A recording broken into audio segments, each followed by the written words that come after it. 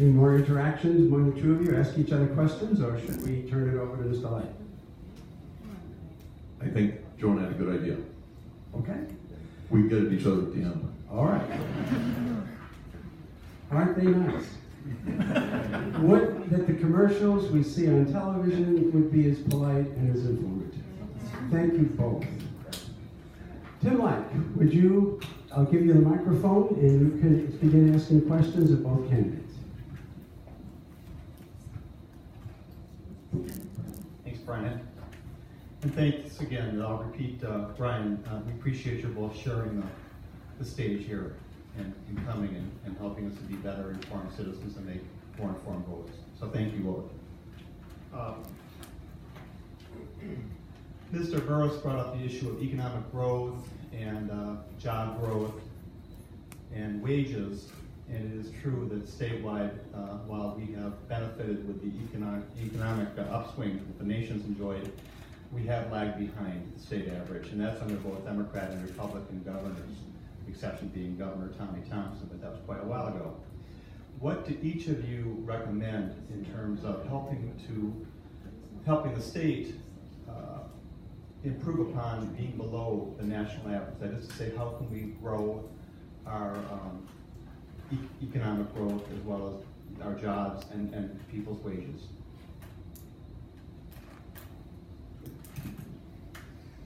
Well, one of the things that you also see in these trends is when there's a downturn in the economy in the nation, it doesn't hit Wisconsin as hard. And when there's an upturn in the economy in the nation, it doesn't, Wisconsin doesn't recover as quickly either. We are much more on an even keel compared to some of our sister states, especially those on the far ends of the continent. I think one of the things that is lost in these discussions is actually what citizens in Wisconsin think of what is happening here. We still have consistently, in the Marquette University poll that came out today, we still have folks in Wisconsin saying that we're on the right track here in Wisconsin. We do have rising incomes. We have 4% higher tax collections, income tax collections in the quarter for this year than we did in last year. Everyone has a lower property tax bill because we have taken on more of that responsibility at the state by taking care of more of the responsibility for our technical colleges. Every level of income has received reductions in their income taxes. The greatest reduction has been in income tax rates and levels at the lower categories.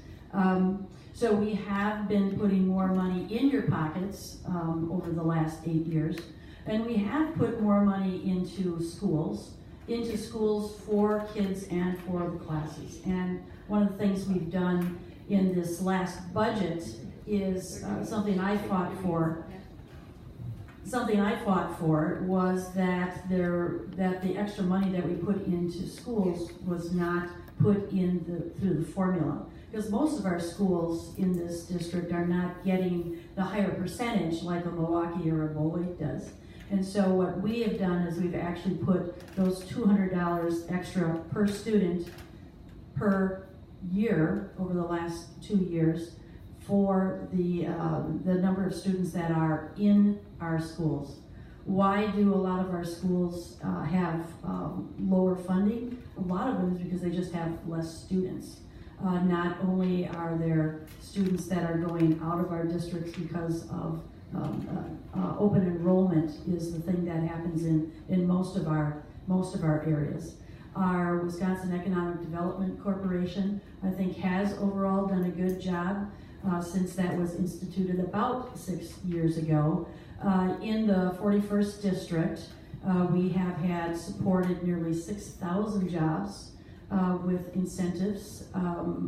Businesses like Alliant Laundry Systems here in town, Aurora Manufacturing in Berlin, Brakebush in Westfield, and many, many more that have met the criteria and have been successful in meeting those criteria. Our number one challenge at this point is bringing in more people. And one of the things that we've been doing to do that, we passed a bill this year that would put $6 million actually in recruitment.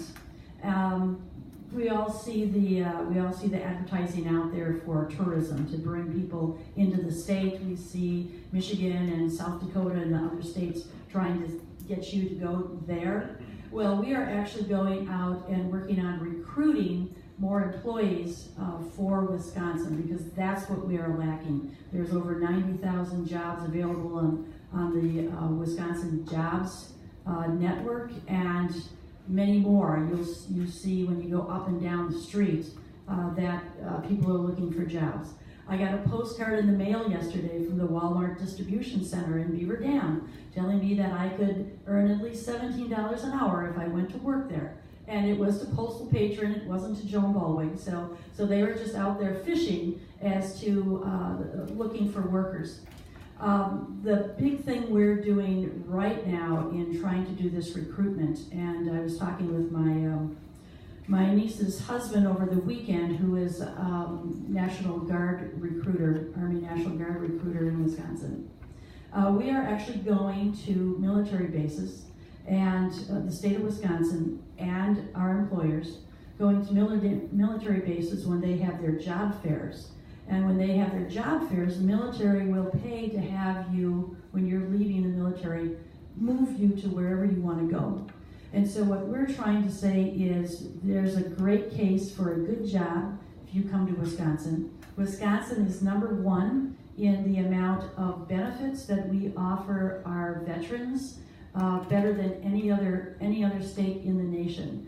And we're making the case that those veterans who are have experiences can bring that great work ethic to help us out here in Wisconsin and make sure that we have the workers that we need.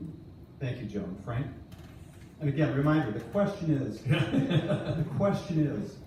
we rank below the national average. Yes, the state does in terms of job growth, economic growth, and average wage. What can we do to bring it up? And one of Joan's suggestions was recruitment, be more aggressive about that. You can comment on that or offer some suggestions of your own. I would certainly agree. Recruitment is fine.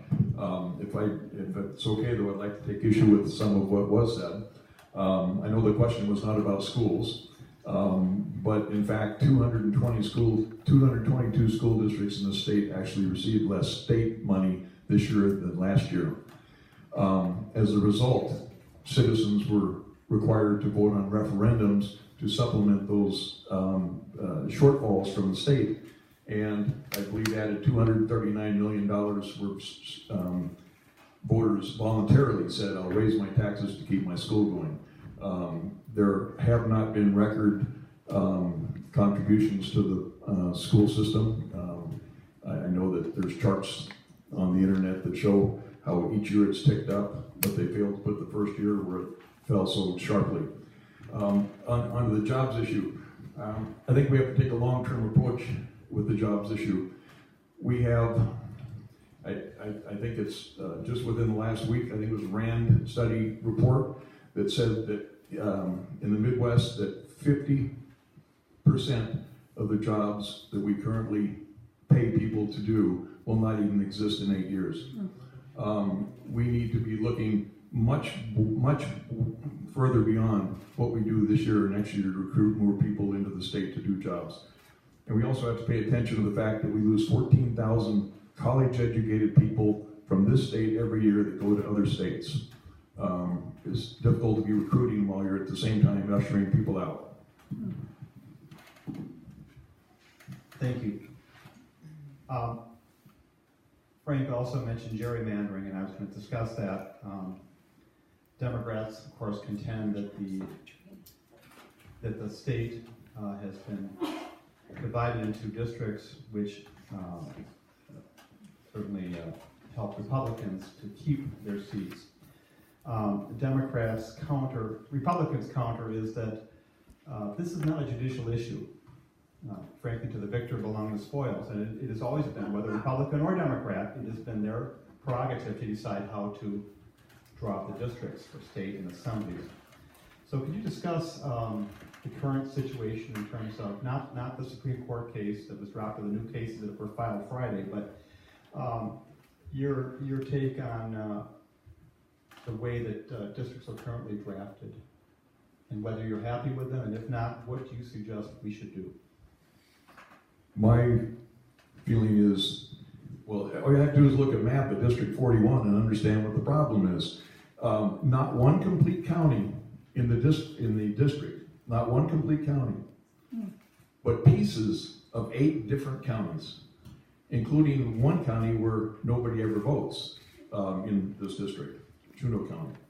But it is Fond du Lac, Green Lake, Marquette, Waushara, Columbia, Sauk, Juneau, and Adams counties. Just pieces of each. My proposal would be adoption of the Iowa plan, where independent 3 individual judges do it without any partisan participation whatsoever. It's logical. And I don't care who does it, Republicans or Democrats, doing it for political survival is a denial to the voters, and I'm opposed to it. Well, I think we need to talk a little bit about what's the background and why some of the districts are set up the way they are. I know Frank mentioned Juneau County has no one to vote. Well, that happens to be that in the city of Wisconsin Dells, which is now included in the 41st district, has 4 counties. One of the criteria for setting up districts is that communities with the same concerns are kept whole. So it would not be logical to tell Wisconsin Dells that it should be set apart in 2 or 3 or 4 different districts just because that's where the county lines were. So something like that, where Wisconsin Dells and Lake Delton, that are very similar, were kept whole in this particular redistricting. And we need to have when we do redistricting, it has to be equal number of people in the district within a very small percentage. So the 57,000 people that are in the district at any one set point in time, especially in an area like ours with very, very small communities. The idea is that you're supposed to be making these as compact as possible. The prior 41st district was kind of a rectangle going north and south. This one is going a little bit east and west. The roads are a little bit better going north and south than they are going east and west, but that's kind of the way it is. It's interesting in that, and not to get into the Supreme Court ruling, but my example is when the districts changed, half of Adams County was added to the 41st district. In that first election that I was elected, I lost Adams County to my Democratic opponent. In the next election, we were pretty much even Steven. In the last election, I won Adams County.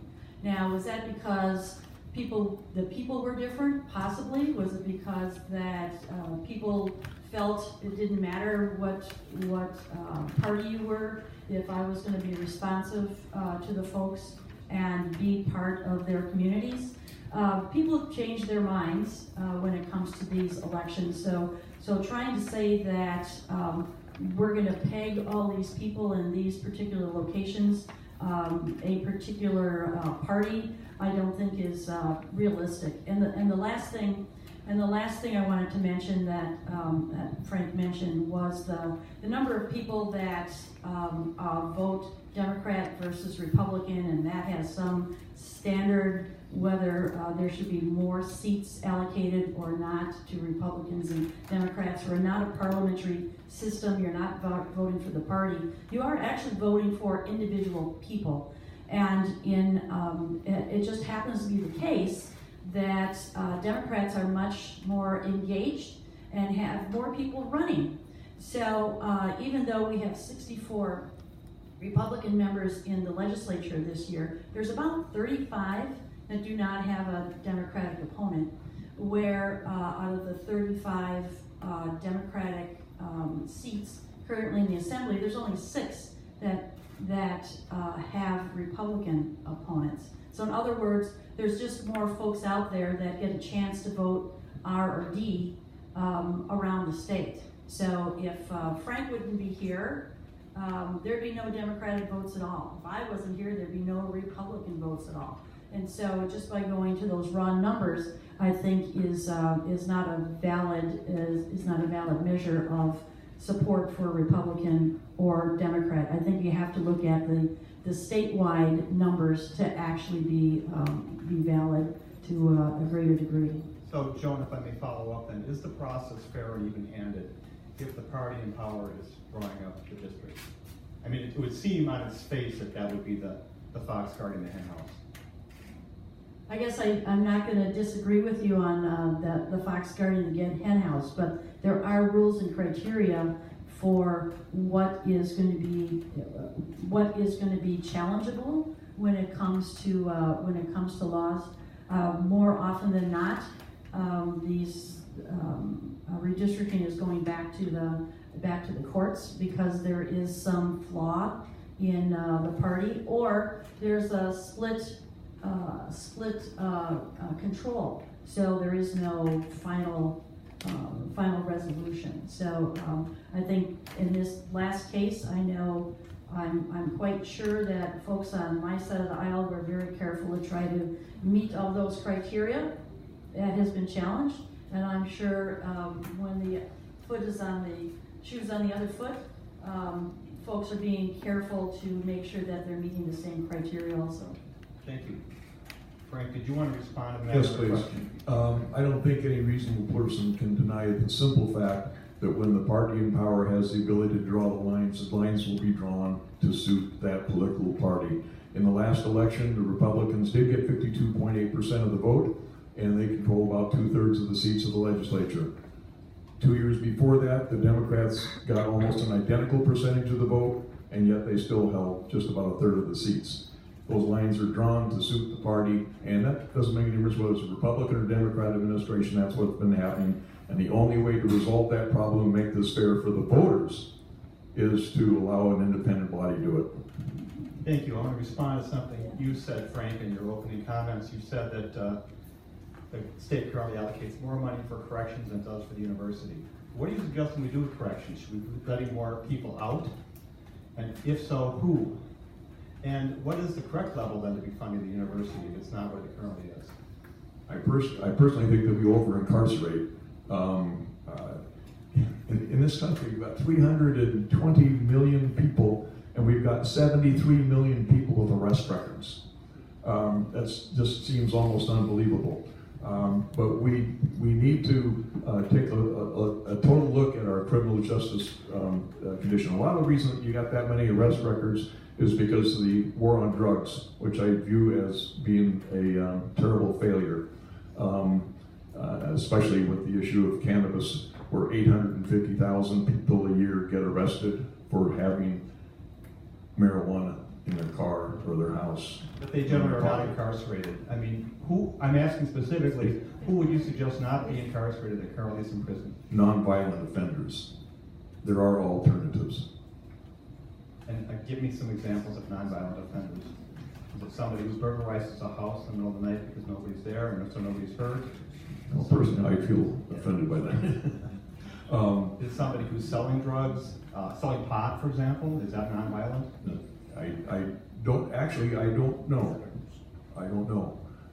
It's an issue that would require a lot of work and hopefully cooperative between the two parties. But we can't just keep building more prisons and fewer universities and expect this to come out right at the end. But we also need specifics about who's incarcerated we want to let out. Besides nonviolent offenders, I'm asking you, who are they and how many of them are there? Because if we can identify them, then we can pull them out and pay money or allocate more money for universities. I do not have an answer for that. Okay, all right. Let's, may I ask one more question? Economic development. Can you each discuss the state giving away tax forgiveness or grants for companies such as Foxconn, and the proposal, of course, to do the same for Kimberly-Clark? To what degree should the state be in the role of trying to stimulate and retain existing business, knowing that it's at the risk of losing those businesses to other states who are willing to play that game? Well, I'll get back to that corrections question in a minute, but I think that the role of job creation is really the individuals that are bringing forward those opportunities. Foxconn was a great opportunity for the state of Wisconsin. We were in a drawn-out battle with several other states to win that particular chase. I know that the talk is that it's never going to pay back for itself, but there are economic studies that do say it's going to pay itself back, because you have to take a look at all of the other extras that come from that, not just the jobs that come from Foxconn and the taxes that will be eventually collected because of the possible $10 billion in building, but also the other associated businesses and the supply chain that comes from something like Foxconn. We see that in our local area every couple of years with Oshkosh Truck, when they don't get some new military contract. We see that businesses around our area then also are in jeopardy, and less jobs and less people. And then places like Magnum Products, when Oshkosh Truck gets a new contract, there's employees that they had at their Berlin facility that are now going back to work at Oshkosh. You know, this is something that we've done in local government for many, many years with our tax incremental funding districts, something that local communities have decided that we need to build it so that they will come. And so this is something that in most cases is very successful. It's a real partnership by all of the taxing communities, school district, counties, municipality, the state, and of course the technical college differences. And the idea being, if nothing is there, nothing will ever come. So if you can make that investment to get someone to come, whether it's a 5-person business or it's a 13,000-person business, that will make positive inroads, not only in that locale for the foreseeable future, but it will also provide for more income for the entire state over the years, as those communities are developed in so many different ways. So whether it's Foxconn, we're in Ripon. You know that you have 5.5% sales tax because 0.5% was raised so that you could keep Mercury Marine in Fond du Lac. I mean, this has been going on for many years, and the investment that Fond du Lac County, the city of Fond du Lac, and the state made to keep Mercury Marine in Fond du Lac has paid itself back in many, many ways. It's a proven way that we can try to keep our economy going. I don't know how we can argue about how we're not creating jobs when we're creating jobs and then we're told that we're not creating the right jobs. Generally speaking, taxes not collected from a company because of enticements will be taxes that will be imposed on the people, the remainder of us. Taxes not collected from Foxconn will be taxes paid by taxpayers. Specifically, Foxconn. We have a company that has made agreements with 4 different countries and 1 other state and has not lived up to those agreements. Foxconn has been given waivers for environmental impact, and yet at the same time they're asking to withdraw 7 million gallons of pure Lake Michigan water out of the lake every day and returning only 4.7 million gallons.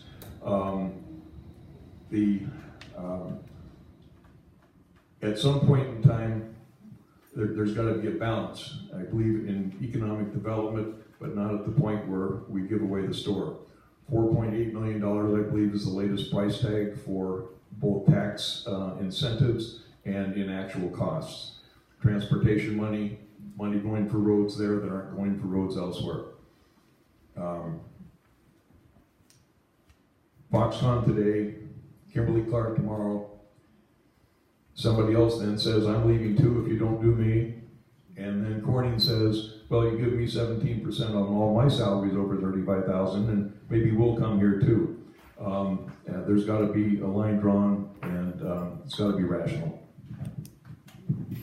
Thank you both, and we're going to go to people's questions, but I do owe Joan an answer about corrections. So please comment if you would on the current state of corrections. And Thanks. we know many candidates are saying that. You bet.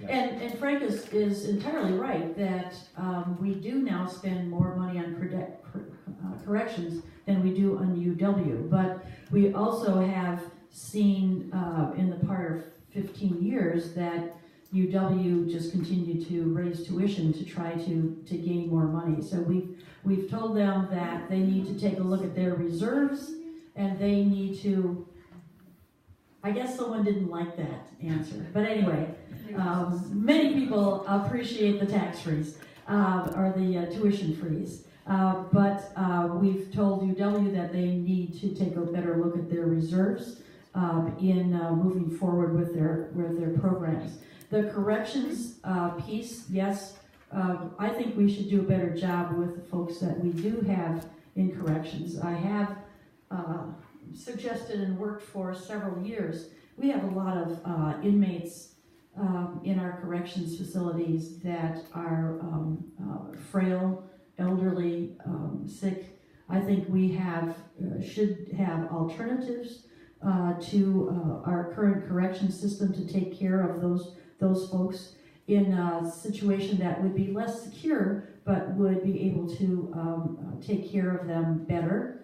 So we wouldn't have them behind the walls like we do now in not too far away from here. And I think we do need a better job of taking a look at our folks that are on paper or out on probation and parole. You know, what is the real reasons and important reasons that maybe we need to reincarcerate someone?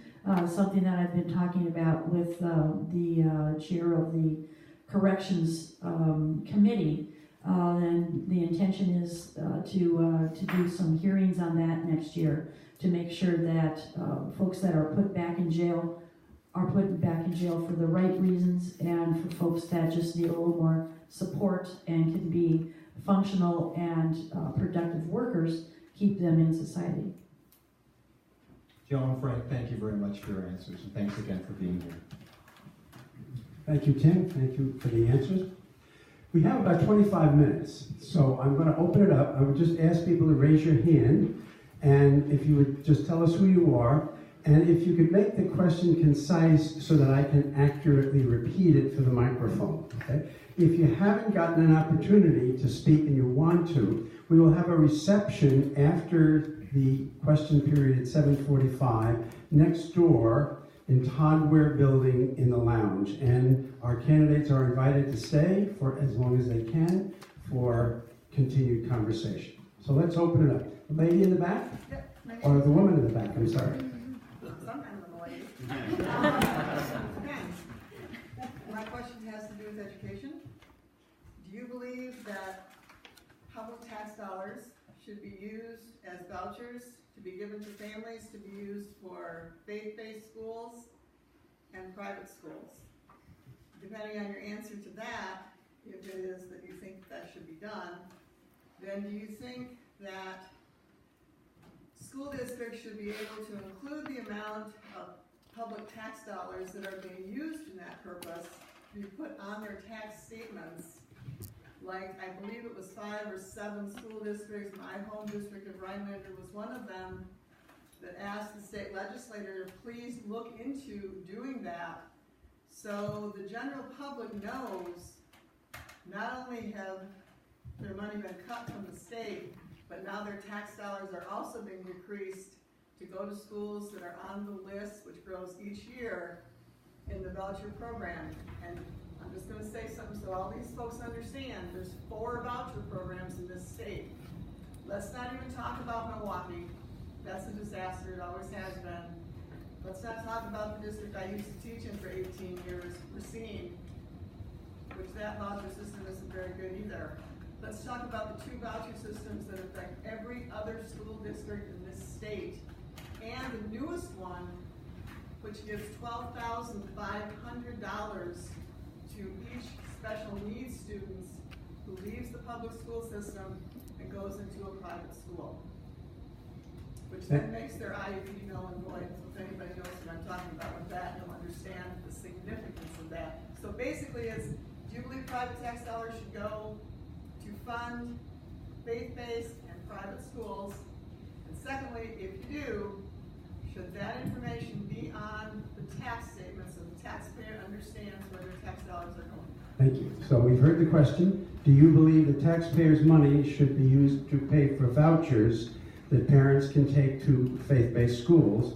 And secondly, if you do, should the school districts that are affected by this, should there be more transparency to the citizens by the tax statements of the public school districts that are losing this money to private schools?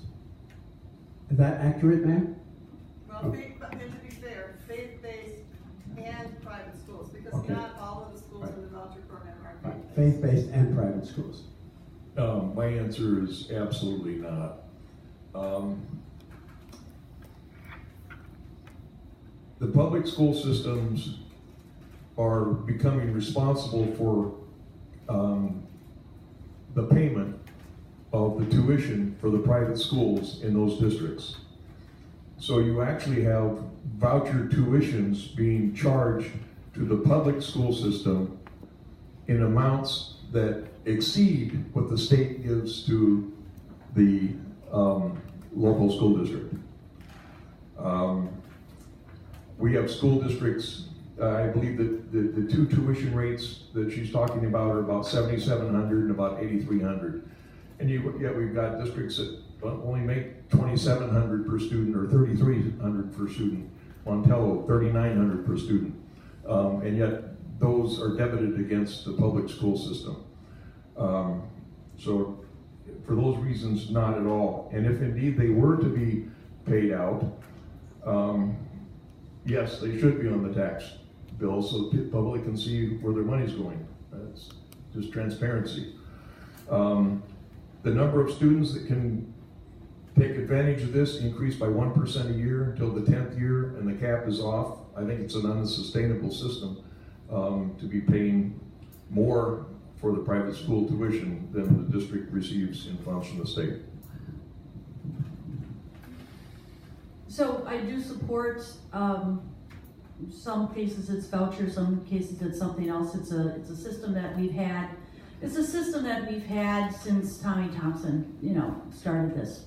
And even though I know you said you didn't want anyone to talk about Milwaukee, the voucher system that is in Milwaukee actually pays less than what the state pays Milwaukee for schools in the public schools. So it depends. There's a formula that has to do with the value of property taxes, right? So the whole idea has been if a parent is more comfortable in a different type of school than could be made available that maybe isn't the public school. We have had for many years a system that actually the former superintendent of Westfield, John Irely, told me was because there was no voucher program. He complained to me about open enrollment. That was something that was losing many students from Westfield going someplace else because parents were taking their kids to where they worked because it was more convenient. And so that was another choice that people have been making for many years. Is it convenience? Is it because of the school? There are many different reasons that parents who are raising these kids might have a reason for taking their kids into a different school, into a different type of school. our responsibility, I think, through our tax dollars is to educate the young people in our communities, and that's what we're doing. We're giving people options that they feel are going to be better. I was not a fan originally of the special needs scholarship that was passed, but a couple of my colleagues who had special needs children and who had terrible relationships with the care that their youngsters had in public school saw that there was a much better way that their children could be taken care of. And so that's one of it was the real stories, the real folks that were involved in raising special needs children that convinced many of us, because the special needs scholarship, I think, took at least three, possibly three, at least two sessions to get through. Schools get less money, like I said before. Schools get less money when they have less kids. And one of the things that we've done over the years to try to equalize that is to have kind of a phasing out and a phasing in for schools that have less folks. We've also recognized that in our rural areas, not even immediately right here, but we have special monies that go to schools that are stressed because of transportation, because of sparsity. Many of our schools in this particular area were very conservative and considered low spending schools when the levy limits went in. And so we put things in along the way to allow them to increase their levy limits. And the other thing that I want to mention is the referendums. Most referendums pass. They're not doing referendums because the state's taking money away. They're doing referendums because of what they want to have done in their particular schools. In 1997, Marquezan wanted to build and add on to the high school, and I was one of the people that went out and talked to community groups and explained what it was that we were going to do and why we were going to do that, and that referendum passed. My home district, Marquezan, has had an operational referendum that has been going on for many, many years.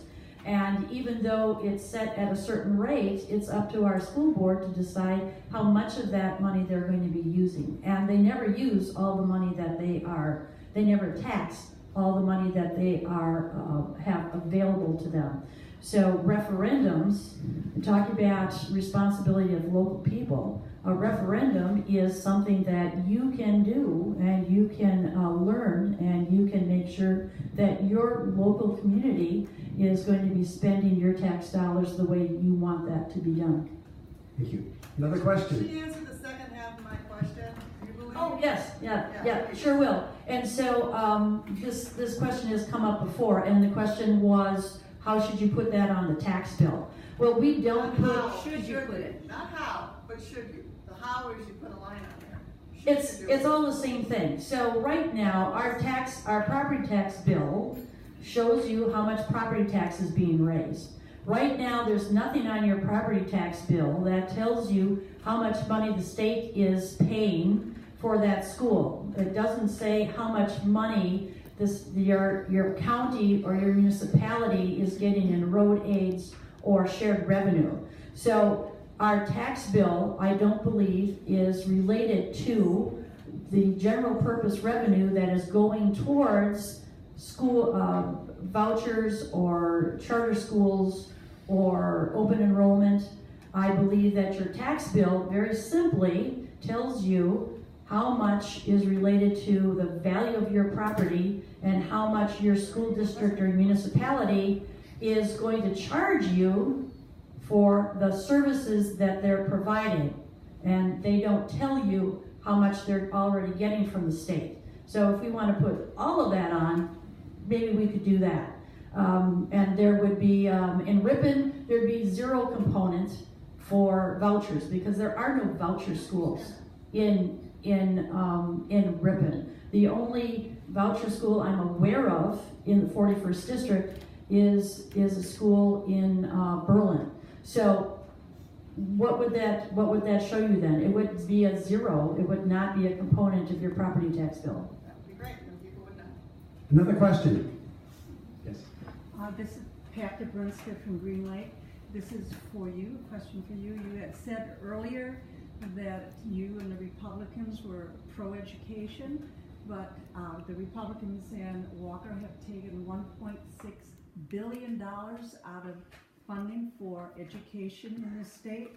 Now, he did recently put $638 million back in, but that makes them $1 billion short. How is that pro-education? Question is that the Republican Party has committed itself to pro-education, and the claim is made that Governor Walker has taken $1.6 billion out of education and only recently put $600 million back in the new budget. So can you respond to that? Sure. So one of the things that happened 8 years ago was that all public sector folks were made more responsible for their retirement and for their health care coverage. And so there was a formula that folks were talking about last year, and it didn't really work out. But in general, public sector folks are responsible for, I believe it's 12-point-something% of their health care, and to fully fund the formula for their retirement. And so we can say that that was money that was taken out of education. But I will point out places like Westfield, when that change was made and when some of the bargaining was adjusted so that the unions were not mandating who and what the criteria was for their health care. School districts like Westfield saved over $400,000, and they spent that money by putting it into development in their local districts. Some of it, I'm sure, was tax reductions. But I think what we're trying to say is we're putting the money into the classrooms for the individual students to have benefit. Response? Yes. The fact of the matter is that in 2010, I believe it was, they actually lowered the amount of money coming from the state, regardless who ended up having to pay for the health insurance and everything. There was less money from the state to the school districts. The increases that have happened since then have not matched the deduction that was done back then with Act 10, and we end up still $183 million short of coming up to the number we were 8 years ago. In addition to that, no, I'll just leave it right there. Another question? I have a comment. My name's Linda Wilkins from Green Lake, and I do remember when I was a young teacher in the Menasha Joint School District that we had to pay a certain amount into our retirement. And when I get my little annuity, it says that I don't have to pay tax on $6 because I had to pay that into my retirement. And there came a time when the union said to us, we had a choice. We could vote to have less, we could vote away our raises or get less raises, and the school district would then pay the amount of money that they would have given us in pay raises into the retirement system and for our health insurance. And I voted against that, but it passed. And the school districts made out. They did not have to pay, I believe, Social Security taxes. I'm not sure on that, but it wasn't so the teachers got more. It was so that the school districts and the cities saved money. And that is never stated. And It does bother me, period. It's not. I think everybody heard the question, including the camera, so let's go right to the responses. I don't think it was a question. It was No. a statement. Well, Yeah, so when people say that all of a sudden, I don't understand how people can say, well, now the teachers have to pay more. They've always had to pay, and it was negotiated. So I don't see it as something that's quite accurate.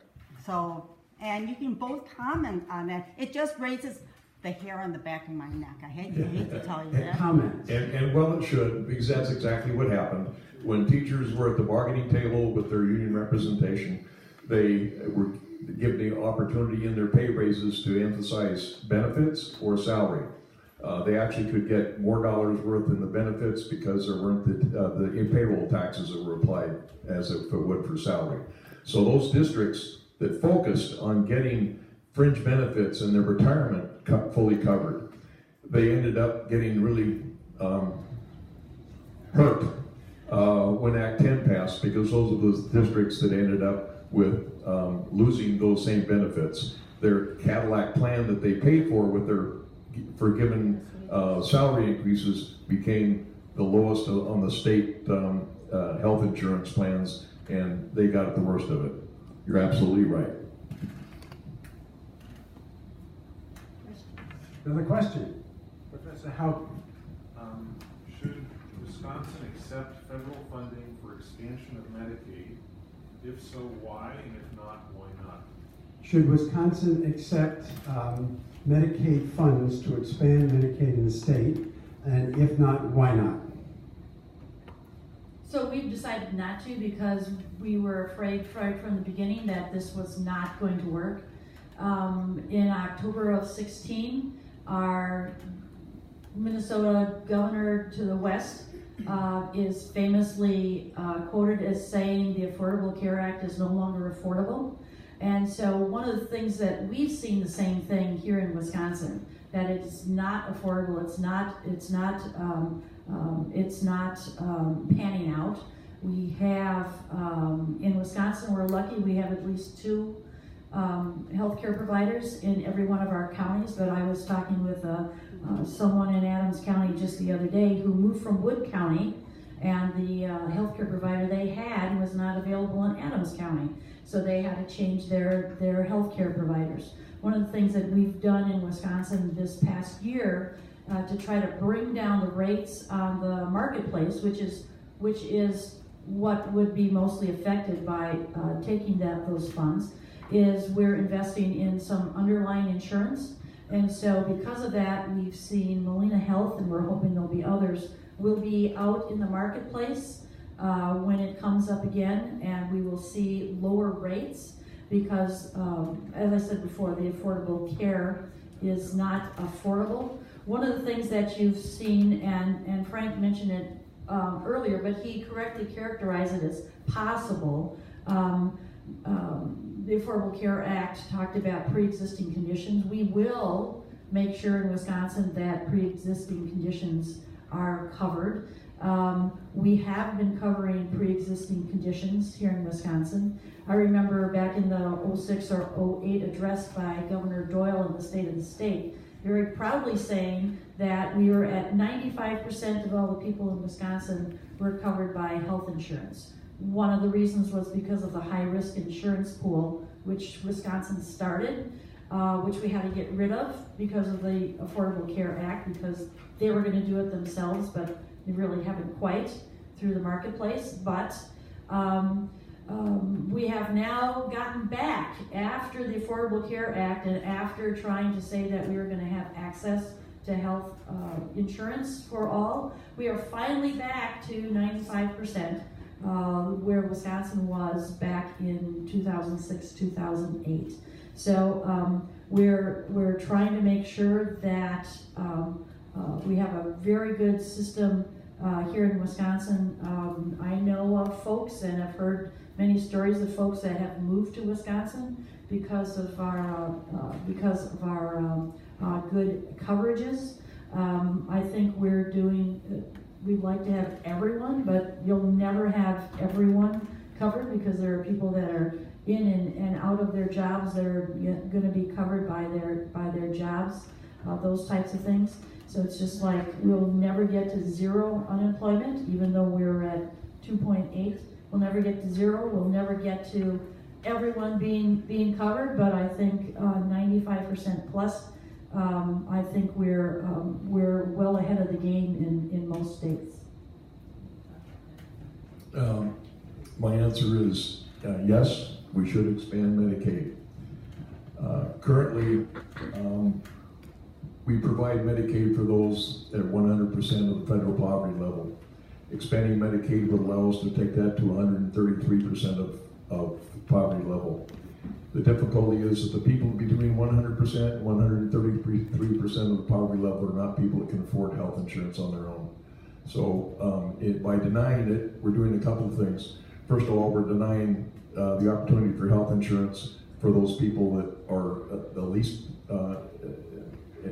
income among us.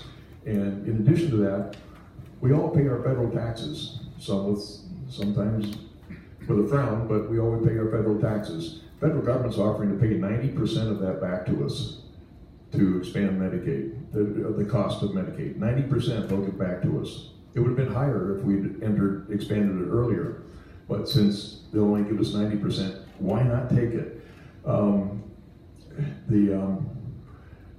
When I asked this question months ago, I kept being told, well, the federal government may not continue that. They may just stop it. Now we're on the hook for those people between 100 and 133%.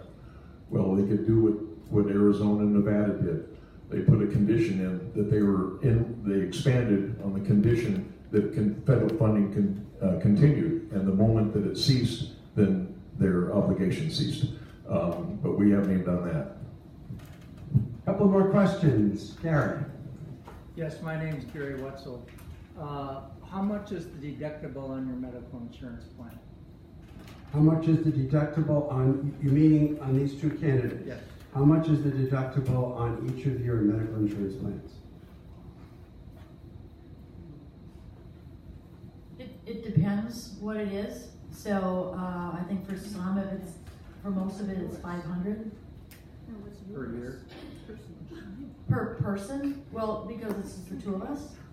So I believe there may be a 1,500 family deductible, but I don't know off the top. Mine's better than hers. Can you tell us what it is? It's I had an option when I retired of loading one side versus the other side. I chose to load the insurance side, and it's $100 a year per person, $200 for family.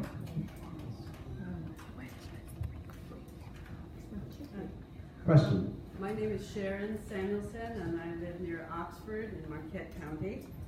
And I have so many questions, I'm going to try to do this together. I'm wondering, with this supposedly great economic boom that we have going here, I have some real difficulty living in Marquette County, which is tied, I believe, except for the Indian Reservation, as being the poorest county in the state. We moved from Burnett County, which equally was tied for this lovely award. We have, in Marquette County, we have lack of jobs, we have lack of health care, and that includes dental care, because a lot of the dentists don't take the Medicaid people. We have lack of affordable housing for people, especially for young people. There are some housing things for senior citizens and such, and that's great, but the young people have no housing that they can afford. I work at the food shelter. We have people, we have young folks, we have old folks, we have all kinds of people who come. Marquette County is hurting. And when we talk about Foxconn, it just makes me so angry because, one, I think Frank brought up some good things about the environmental aspect. The water aspect just terrifies me. I mean, there is a limit to water. That's it. And as far as Foxconn, what's it going to do for the state, we lived in northwest Wisconsin. I don't know if you guys, when you watch the news on TV, it's as if the state ends maybe at Eau Claire, if you're lucky. Anything north of that doesn't exist as far as our legislature and everybody else is concerned. I lived up there, I know it. Any news we got was from Minnesota. Excuse me, ma'am, for the sake of time, could you ask a question? My question is, what is Foxconn, what is it doing for anyone outside of the little area that it affects? How does it affect people in northern Wisconsin? What does it do for them, job-wise, money-wise, environmental-wise? Nothing. So I'm concerned about, I'd like to know, what is Foxconn doing for the rest of the state besides the 13,000 who supposedly are going to be hired? Question is, what is Foxconn's impact on the rest of the state outside of the area where it is functioning? So Foxconn has gotten zero money at this point, because Foxconn hasn't hired anyone at that particular location. They will get tax credits up to 13,000 employees if they are at least paid $35,000 a year. They will get tax credits if they build up to $10 billion in value of property at that location. They've already bought the Northwestern Mutual building in Milwaukee and have people hired. They've already bought a building in Green Bay and a building in Eau Claire, and they have, yesterday put out their RFPs. They hope to have those up and running by the end of the year. They actually are talking about the 1st of December with 200 people there, 200 people in Green Bay working, additional in Eau Claire. They are donating $100 million to UW-Madison to promote engineering and innovation. So they are partnering with a lot of our folks here in Wisconsin. What is it doing in that part of the world? It is that part of Wisconsin is growing tremendously with Kenall and Snap-on and Harborough and so many other. It is a real economic engine for Wisconsin. People getting jobs there in Wisconsin will be paying taxes in Wisconsin. The economy will be improving there. I think one of the other ladies talked about how Racine and Kenosha, Racine has such a large problem, just like Milwaukee, just like Beloit. There is, at any given day, there are 60,000 people from that part of Wisconsin going to Illinois for jobs, about 19,000 people from Illinois coming to Wisconsin. Same thing happens on our western border, which you maybe know if you lived up in Burnett County. So we have a tremendous amount of folks that we can bring back to Wisconsin to be paying their taxes here instead of juggling between the other states, because we have so many jobs that are available. Marquette County in general. Actually, I think it's Adams County that's usually tied with the Menominee County, which isn't any better than what's happening there. You got to understand that our counties are struggling with having the resources to take care of their people, because they are, one of the reasons is because they are small. We have a lot of older folks that are living in those districts, and so yes, the young people are moving out because they're looking for more progress, higher level of opportunity. So we are struggling. We are partnering. Green Lake, Waushara, Adams, Marquette, Juneau. We're all partnering to try to bring the best forward that we can. But it's we are making improvements. If you saw what happened in Adams Friendship just the other day, they are making some remarkable inroads into some of the mental health issues that are in that part of the world, and there is a real focus by folks that are in state government and by some of our partners at UW for the Center for Rural Development and Rural Hospitals. I think we're going to continue to see improvement as we move along. But yes, I agree. It is going to be a struggle for some time for the future. It's not going to help at all. Response quickly, Frank? Yes. I remember the movie, if they build a field, they will come. Yeah. Well, I look at it this way. Maybe if they built some broadband, we could get some business in Marquette County and Adams County and even portions of Joan and other counties in the district. Efforts to expand broadband failed. The answer was, well, we don't want to raise your taxes. Well, it seems like whenever it's something they want to do, the money is there. When they don't want to do something, they don't want to raise your taxes. Broadband in Wisconsin is ranked 49th out of 50 states. And I think that we do a lot better job of enticing even small business if we could expand our broadband into Marquette County and Adams County and so on. Good question. Okay. We have time for one more question before the reception. Who wants to go for it? Someone who hasn't spoken before. Cal. In light of Citizens United, what is your opinion, both of you, on campaign contributions from large corporations? So the question is your reaction to Citizens United and the fact that corporations may give large amounts of money to campaigns.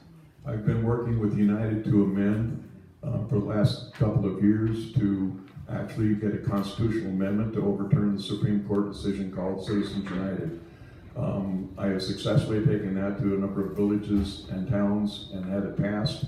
I currently have it on a ballot in Westfield for this November.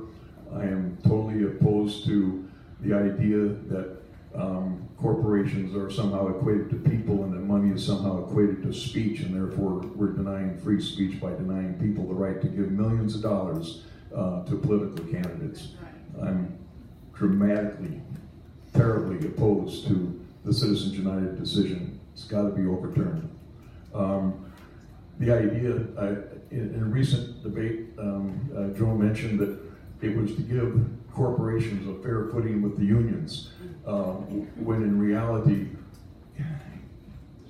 overturning Citizens United would also prohibit unions from doing the same thing because they too are corporations. So that's a non-issue. Response, Joan? Well, of course, unions had the opportunity to do that for a very long time without being challenged. So, yes, there would be an opportunity if that did go away that not only would those corporations that are actually, in majority of the cases, shareholders, so they're actually owned by people, they're not owned by a thing, that they are actually the people that are also speaking. We also see that there might be an opportunity that if that would go away, that organizations, nonprofits would even be able to lose their voice when it came to promoting these things. Now, on the other hand, would you want to have, maybe the thing to do is if you have a lot of money, you can spend as much money as you want on promoting a particular candidate, which is now done through PACs and other organizations. But we have in Wisconsin a pretty tight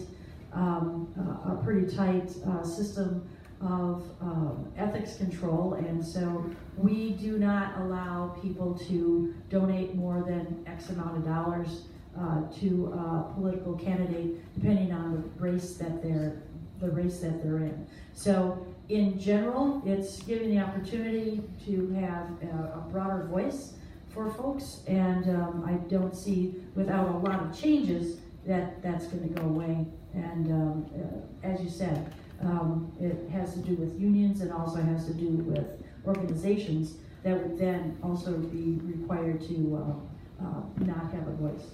I'm for a lot of changes. I want to thank both candidates for a wonderful conversation. It's been very informative. Let's give them a round of applause.